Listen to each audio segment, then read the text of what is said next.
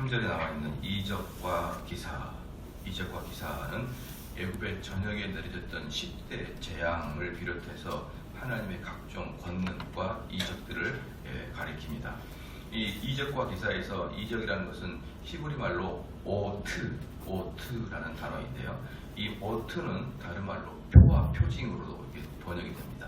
이적에서 이 오트라는 단어는 표와 표징으로 쓰기도 합니다. 그래서 가인이 유리 방황할 때 사람들이 자기를 죽이지 않도록 여호와로부터 표를 보호하는 표를 받았다. 이럴 때도 오트를 쓰고요. 이스라엘 문 지방에 양의 피를 발라서 히브리인들의 표적을 삼았다, 표를 담았다라고 하는 것도 오트를 쓰고요. 라합이 정탐꾼들에게 진실한 표를 요구했다 했을 때 진실한 표가 오트입니다. 그래서 이 이제 오트는 기적. 우리가 보통 보면은 그러면 이 오트가 어때요? 다른 말로 표잖아요. 표죠. 그러면 이제 이게 사인이라고도 할 수 있고요, 간판이라고도 할 수 있어요. 표는. 그러니까 성경에 나와 있는 기적들은요, 신기하다 이런 것에서 멈추면 안 되고, 참 좋다, 나도 그런 표적이 있으면 기적이 일어나면 좋겠다 이런 게 아니고, 그 표를 통해서 뭔가를 보여주기 위한 간판에 불과해요.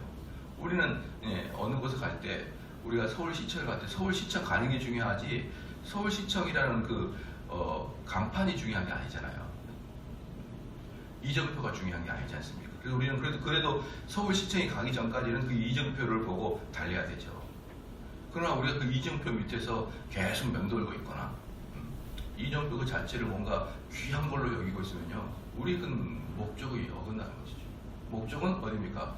서울시청까지 가는 거예요. 시청까지 가는 건데 그 표만을 요구하는 자들이 주로 저희들이 말할 때 은사주의다 이렇게 이야기하죠. 이렇게 온전히 병 고치는 거에 관심 많고 말이죠. 물론 이제 몸이 연약하냐 그럴 수 있지만, 아무리 몸이 연약해도요, 신앙인들의 주 관심사는 예수 그리스도고 그분을 알아가는 것이고 그분을 경험하는 것이지, 그 표, 이적만을 요구하면 절대 안 된다. 왜? 그것은 오트고, 오트라는 것은 이적 자체를 귀하게 여기는 게 아니라 어떤 표이기 때문이다.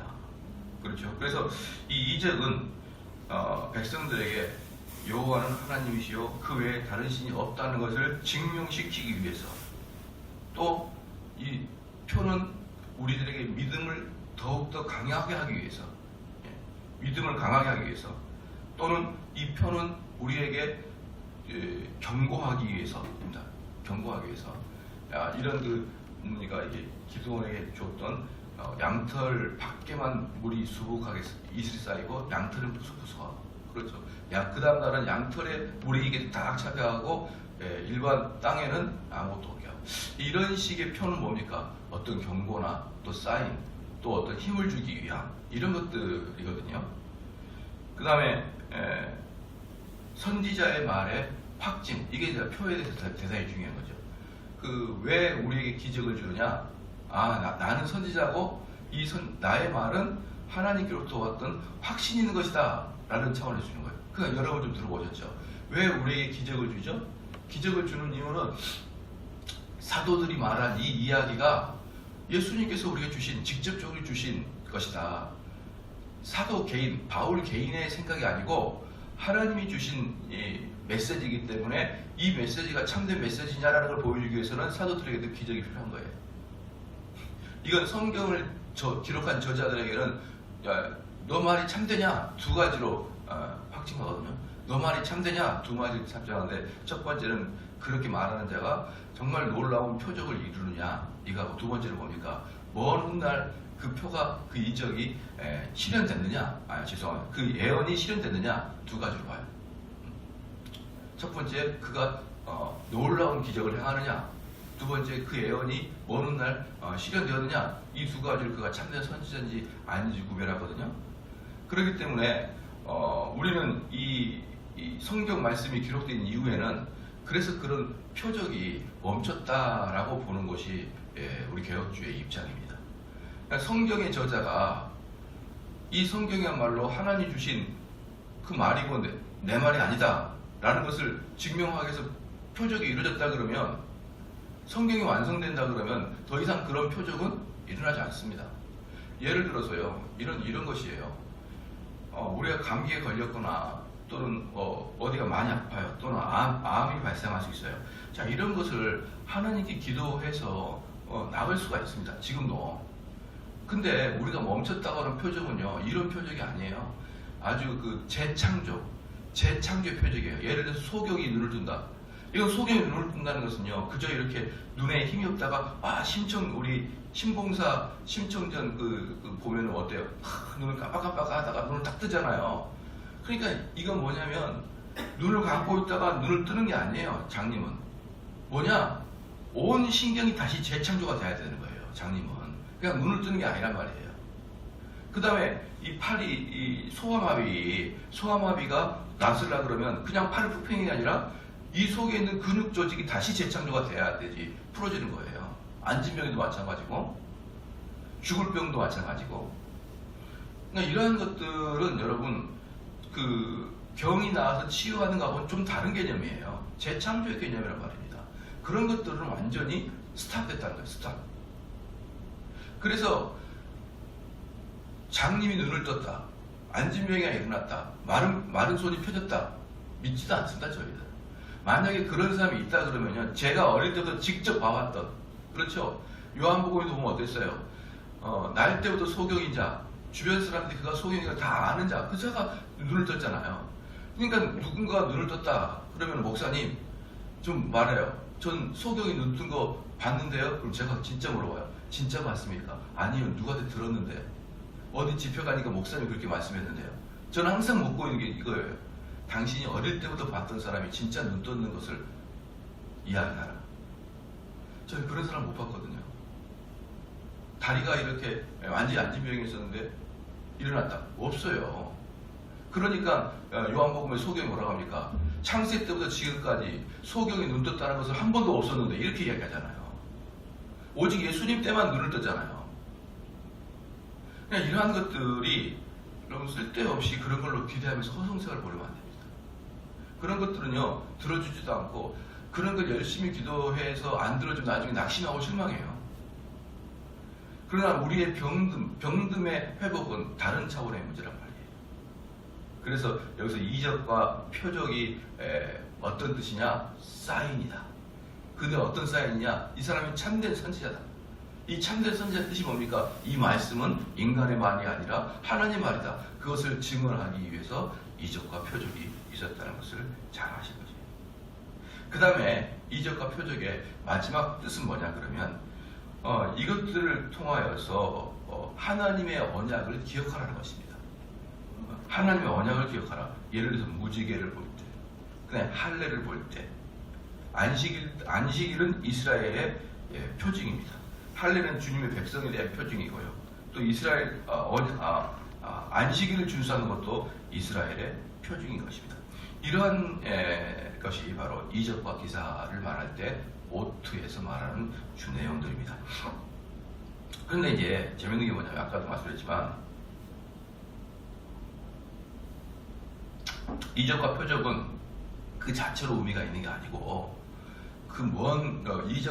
이적이 가리키는 그 뒤에 있는 실체가 의미가 있잖아요. 그런데 은사주의는 뭐라고 했습니까? 이적과 표적 밑에서 그것만을 기다리고 앉아있는 거예요. 서울역 간판 밑에서 이적교 밑에서 그것만 이렇게 쳐다보고 앉아있는 것입니다. 더 이상 서울역으로 가지 않고. 그게 은사주의인데요. 이적과 표적을 보고 깨닫는 자도 있지만 이적과 표적을 보고 그 이적과 표적만 딱 그것만 이득만 취한 사람이 있어요. 누굽니까? 10 문둥병자가 치유를 받았는데 그 중에 한 사람만 돌아와서 구원을 받잖아요. 그렇지만 그 9사람은 문둥병에서 나온 이득은 없죠. 그러니까 이적과 표적을 통해서 얻은 이득은 딱북 먹되 더 궁극적으로 나가서 이적과 표적 그 뒤에 있는 예수 그리스도의 신성을 잘 깨닫지 못함으로 구원까지 가지 않은 사람들도 훨씬 많다는 거예요. 10 문둥병자 중에서 9명이 버림받고 결국 한 명만 구원받잖아요. 9명 다 문둥병에 고침을 받았단 말이에요. 근데 10명 중에 1명만 돌아와서 구원을 받고 나머지 9명은 구원을 받지 못합니다. 그래서 교회 안에서 계속 하나님 병고쳐 주세요, 병고쳐 주세요라고 기도하지만 그럼에도 불구하고 구원과는 관계없는 자가 얼마든지 있다. 여러분 동의하시죠? 더욱더 재밌는 게 있습니다. 이적과 표적 앞에서 강팍해진 사람도 있어요. 오히려 바리새인들 같은 경우는요, 예수님의 그 이적을 보고 그들은 더 강팍해집니다. 뭐라고 합니까? 쟤는 분명히 마귀에서부터 왔다라고 얘기해요. 그래서 이적과 표적이 우리들에게 일어날 때 그것 때문에 정말 하나님을 만난 사람들은 소수예요. 여러분, 소수입니다. 그리고 거의 대부분은 이적과 표적에 관계없이 그냥 살아가는 것이고요. 그들이 그것을 경험을 했음에도 그 안에는 또 어때요? 더욱더 강팍하고 더욱더 악한 자들이 드러나더라 이 말입니다. 바로 이 부분이 은사주의자들의 가장 큰 문제인 거예요. 여러분 순복음교회 가보세요. 사실 맨날 그들은 어때요? 병 고쳐달라, 누가 병 나았단다, 이런 이야기는 주거니 받거니 한데 그들의 인격을 한번 봐보시란 말입니다. 얼마나 탐욕스럽고 얼마나 자기만을 위하는 사람이 얼마나 많아요. 그렇게 오랫동안 기도했으면 그의 인격이 조금이라도 예수 그리스도를 닮아가야 되는데 그게 더 없어요. 기도를 하면 할수록 어떻습니까? 더욱더 탐욕스럽습니다. 왜? 온전히 자기 육신의 이것만 집중해서 기도하니까. 육신의 아픔만을 집중해서 기도하고 육신의 문제만을 집중해서 기도하지 자기의 영혼과 내면과 인격에 대해서는 별로 중요시 여기지 않는 신앙생활을 하기 때문에 그렇게 기도 1년, 2년, 10년, 20년 할수록 더욱더 이기적이고 더욱더 자기중심적 신앙이죠. 10년 내내, 20년 내내 일평생의 신앙을 자기 것만 놓고 기도하고 자기만을 위해서 기도하는 사람이 어찌 이기적인 사람이 아니 되겠습니까? 월요일부터 토요일까지 걸어다닐 때도 일할 때도 온통 자기만을 위해서 살다가 심지어 하나님께 와서 기도하는 그 경건한 시간에도 나만 알고 나만 위해서 기도하는데 24시간 내내 나만을 위해서 알고 살아가는데 어찌 그의 인격이 이기적인 사람이 되지 아니하겠습니까? 그래서 이렇게 은사를 중심으로 하는 교회들은요, 교인들 대부분 보면 얼마나 사납고 자기들의 어떤 그 이권에 조금이라도 침해가 되면 확 부릴 듯 분노를 일으키고, 여러분 이런 사람이 얼마나 많아요. 얼마나 많습니까? 그래서 우리 개혁주의는요, 은사주의를 거의 이방인처럼 여깁니다. 은사주의 교회는요, 이방인처럼 여겨요. 제 전도를 해야 되는 존재들이다. 그러지 같은 기독교 안에 있는 사람 그렇게 보지 않아요. 저희들은 다시 전도해야 될 대상입니다. 어거스틴이 그랬어요. 어거스틴이 뭐라고 했냐면 이방인들의 신의 개념은 그 신을 최종적으로 보지 아니하고 이용하는 것이다. 그들의 최종적인 목표는 뭔데? 치유. 최종적인 목표는 뭡니까? 회복. 최종적인 목표는 돈을 범. 이게 최종적인 목표지 그것을 이루기 위한 신이 있는 거예요. 그 이방인들의 전형적인 신과 아니다 그럽니다. 근데 우리 개신교는요, 뭡니까? 하나님 자체가 최고 종점이에요.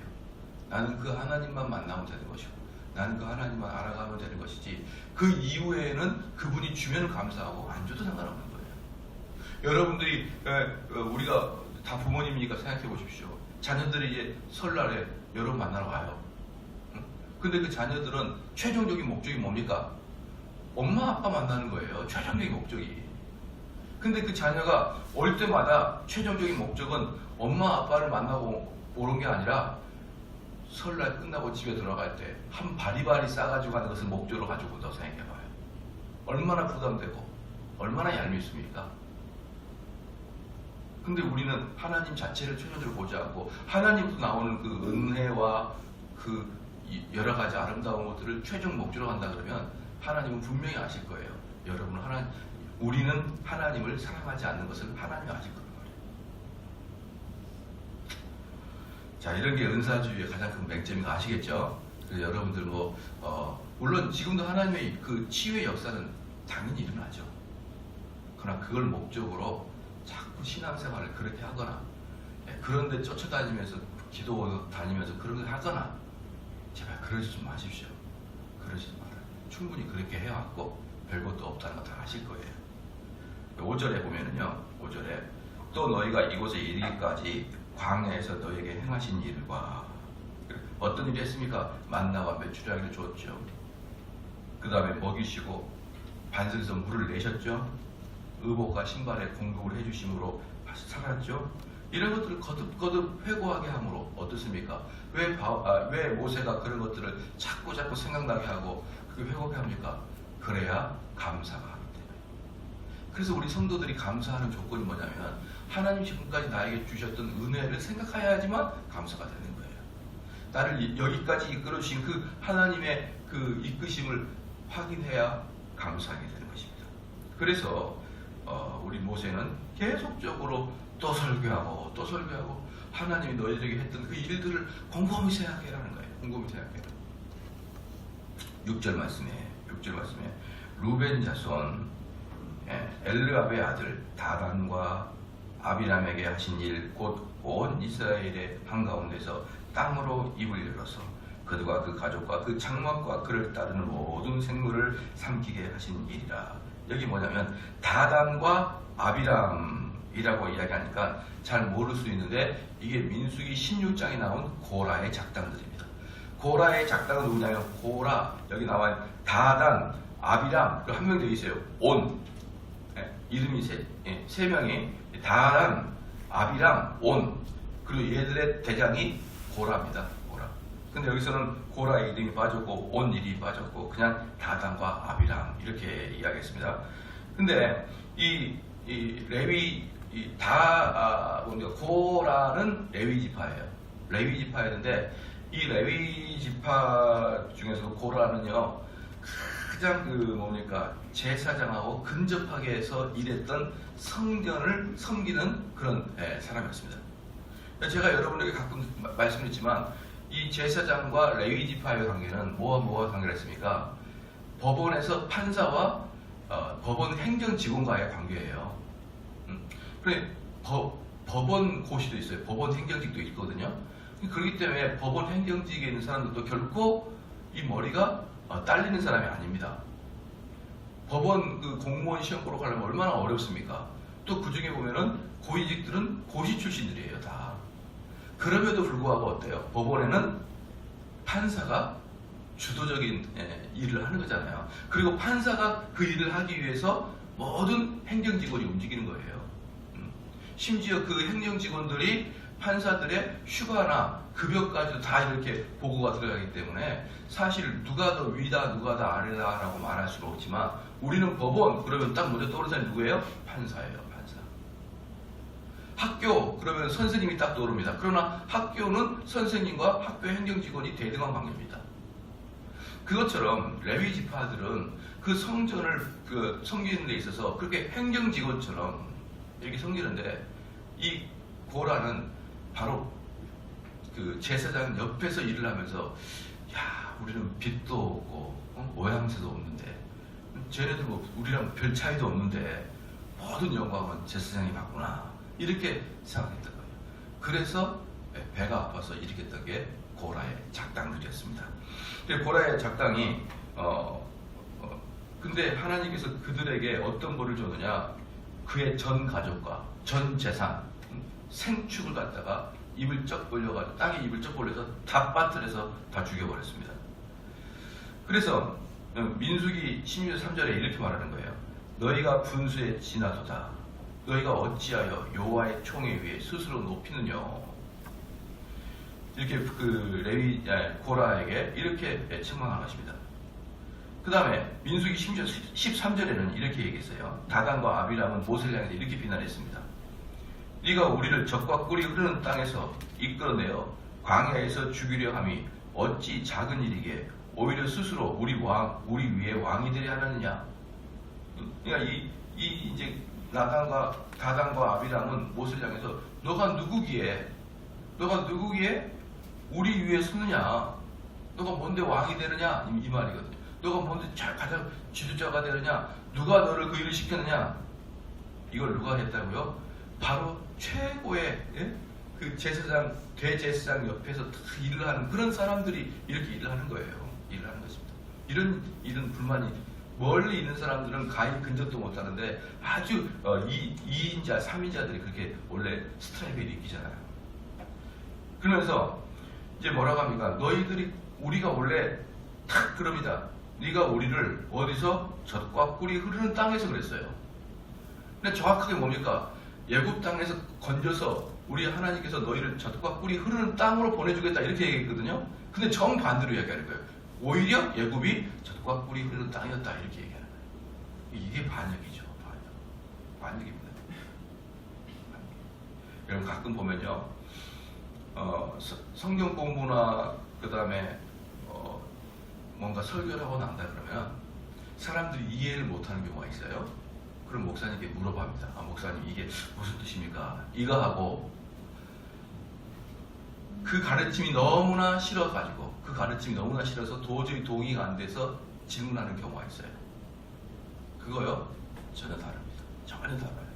그럴 때는요, 만약에 여러분이 누군가에게 가르쳤는데 이해를 못해서 묻는 것은 성실하게 대답해 주시되 여러분을 반역하고 여러분을 동의하지 않아서 마음에 분노를 가지고 하는 질문은 대답도 하지 마십시오. 그냥 그러려니 하고 지나가시지 그걸 뭐 또 시간 들여서 대답하고 반역하는 마음이 있거나 적대적인 마음이 있는 자들에게는 여러분은 아무런 대답할 필요가 없어요. 여기 뭡니까? 이 모세에게 이미 적대적인 마음으로 누가 너를 그 왕을 삼았냐?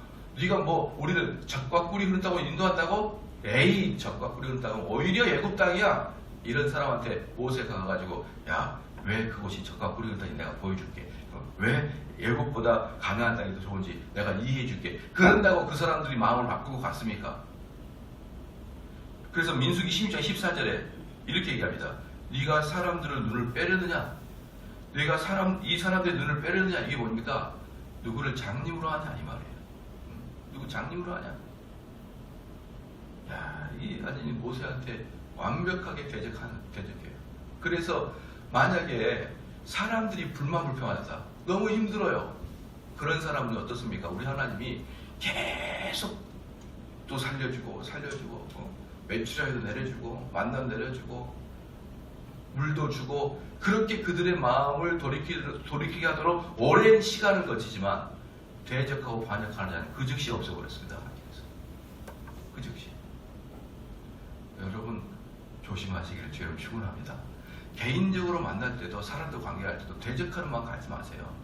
그리스도인은 어떤 자인 줄 아십니까?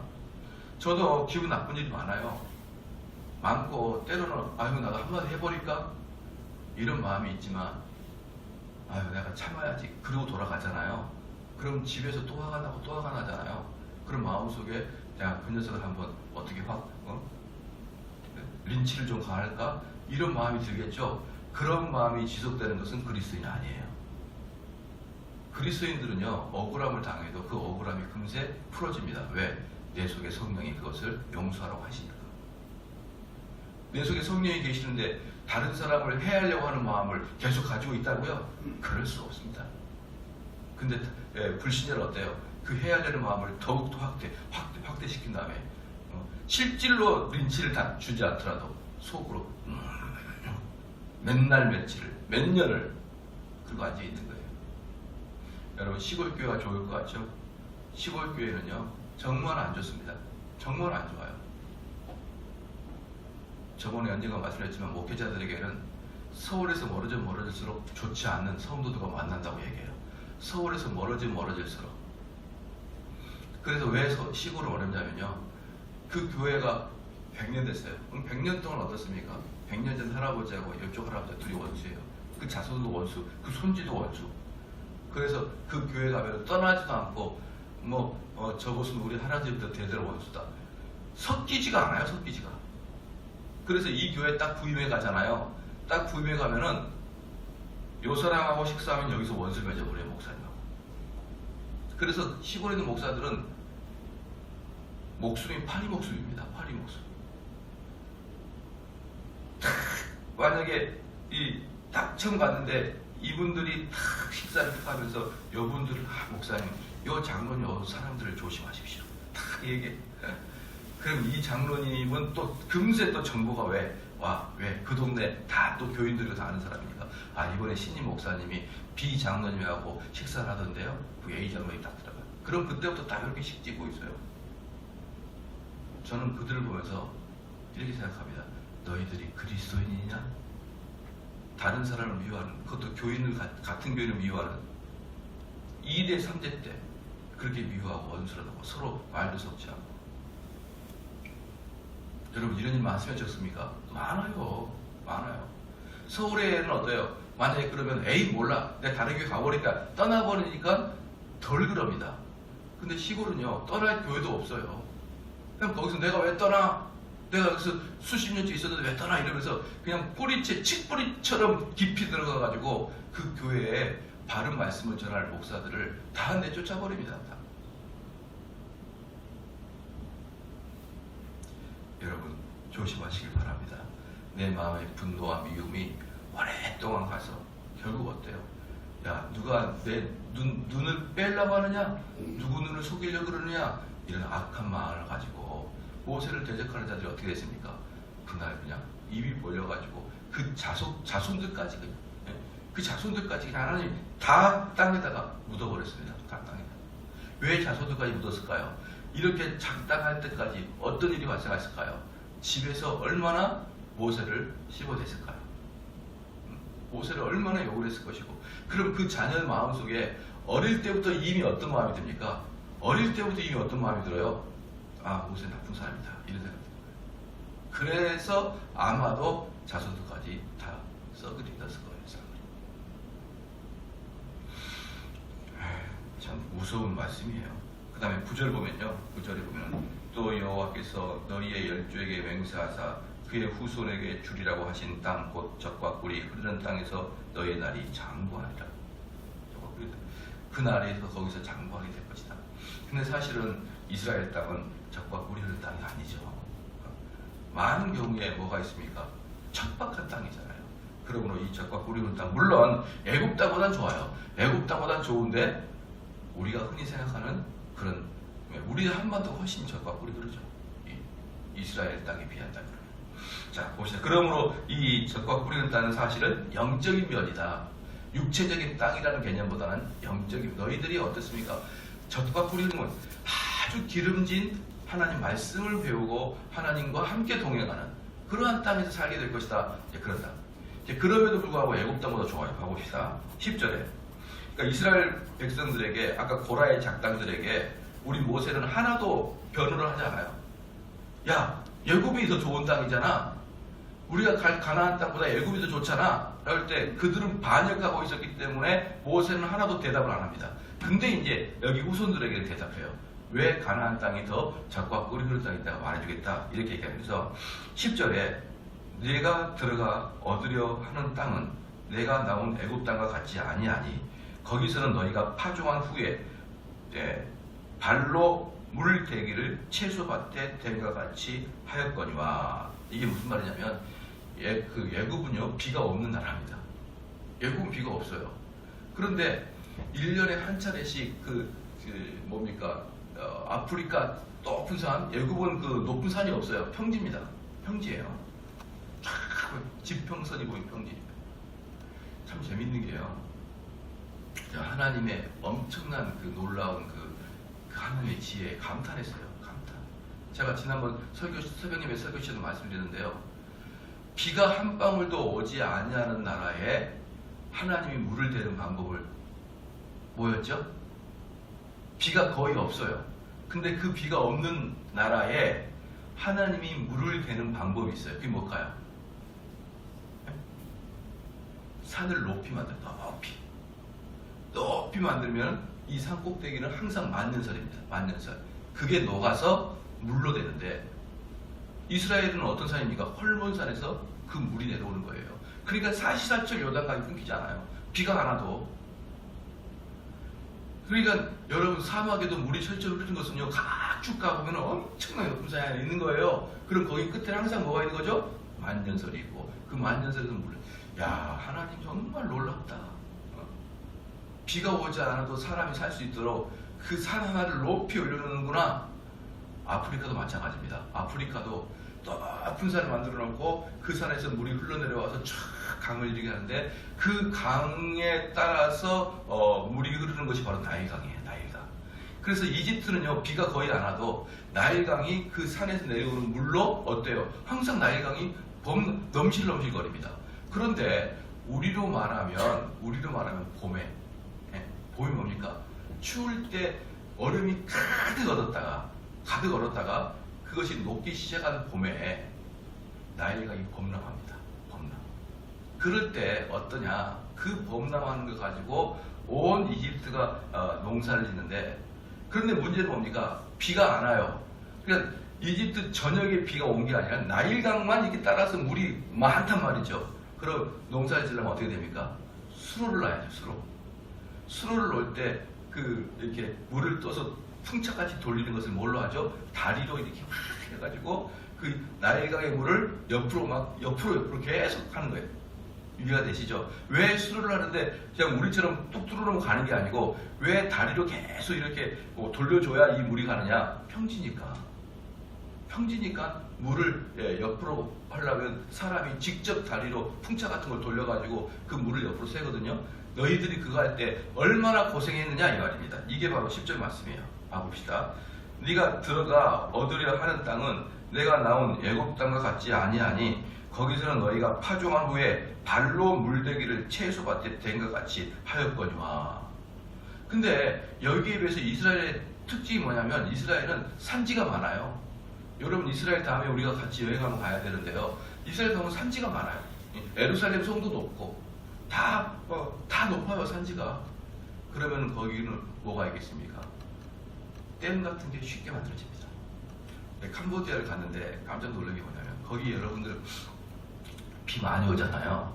제가 처음에 가서 캄보디아 분들한테 이야기 드린 게 뭐냐면 비가 많이 오는데 그래서 거기 쌀농사가 뭐 4부작 그렇게 될 줄 알아요. 3부작 4부작. 근데 거기 쌀농사가 1년에 한참 이렇게 안 돼요. 왜 그러겠습니까? 비도 많이 오고 강수량도 많고 뜨거운데 왜 4부작이 안 될까요? 왜냐하면 다 평지니까 그래요. 평지니까 왜 안 될까요? 댐을 만들 수 없잖아요. 저수지를 만들어 놓을 수 없잖아요. 만약에 근데 저수지 만든다면 얼마나 맨 땅에다가 얼마나 큰 걸 지어야 될까요? 근데 우리는 어때요? 산하고 산 이어버리고 저수지죠? 팔당댐 보십시오. 산하고 산 막아버리면 저수지예요. 그러니까 우리나라는 저수지 만들기가 쉽습니다. 그러나 평지는요 저수지 못 만들어요. 그냥 비 올 때 왕창 맞아버리고 안 오면 그냥 꼴꼴 굽는 겁니다. 그런데 이스라엘 땅은 산악지예요. 그래서 거기는 물이 있을 때 물을 가둬둘 수 있고요. 두 번째, 여러분 잘 아시죠? 이스라엘은 이른 비와 늦은 비가 있다는 거. 이스라엘은 비가 내려요. 그래서 이 이스라엘은 물이 전국적으로 고르게 분포합니다. 그래서 너희들은 농사질 때 이집트와 같은 고생하지 않을 거다 이 말이에요.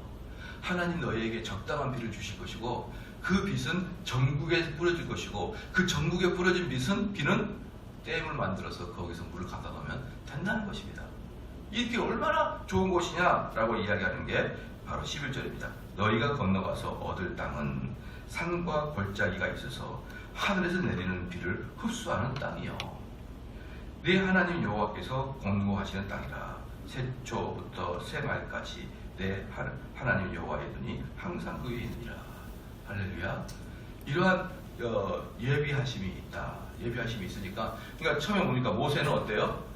대적하는 자에게는 아무런 설명도 안 합니다. 아무런 설명도 안 해요. 그냥 너희들은 죽어야 되는 거예요, 걔네들은. 하지만 모르는 자들에게는 그들을 설명해 주는 거예요. 왜 이게 적과 꿀이 흐르는 땅이고 이게 하나님이 우리에게 주신 애국 땅보다 더 윤택하고 좋은 땅인지를 모세가 다 설명을 해줬습니다. 기도하겠습니다. 하나님 아버지 참으로 감사합니다. 하나님께서 정말 그 작당을 하는 또는 반역을 하는 그들이 어떤 대가를 받았는지를 보여주심을 참으로 감사합니다. 또한 모르는 자에게는 우리가 어떻게 이해를 시켜야 되는지 알려주심 또한 감사하나이다. 하나님 아버지여, 저희들은 항상 반역하는 마음이 없게 하여 주시옵고 정말 순수한 마음을 가지고 상대하고 그리고 하나님을 섬겨갈 수 있도록 하나님 인도하여 주시옵소서. 특별히 알지 못하는 자들에게는 우리가 선한 마음으로 알려주는 사역 잘 감당하여 하여 주시옵고, 또한 우리를 대적하는 자들에게는 그 입을 아껴서 우리가 당하지 아니하도록 하나님 은총을 내려 주시옵소서. 감사드리며 우리 주 예수 그리스도 이름으로 기도합니다. 아멘.